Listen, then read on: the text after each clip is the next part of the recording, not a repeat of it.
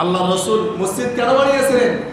যাতে করে মসজিদ ভিত্তিক একটা সমাজ ব্যবস্থা, একটা রাষ্ট্র ব্যবস্থা যেন কায়েম করা যায়। কিন্তু আজকে তো পুরোটাই উল্টা। মসজিদ যারা চালাবে, মসজিদের যারা নেতৃত্ব দেবে, তারা হবে দিনদার, নামাজ পড়বে, রোজা রাখবে, সব কিছু করবে।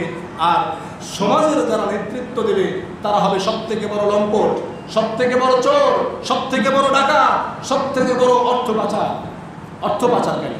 কি বলেন? যারা মসজিদের বাইরে যারা নেতৃত্ব দেয় তাদের অবস্থা একই না?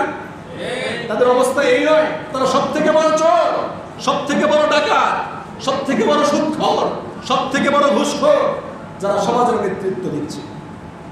কিন্তু আল্লাহর রাসূল সাল্লাল্লাহু আলাইহি সাল্লাম যেভাবে মসজিদের নেতৃত্ব দিয়েছেন, এভাবে তিনি সমাজের নেতৃত্ব দিয়েছেন, এভাবে তিনি রাষ্ট্রের নেতৃত্ব দিয়েছেন।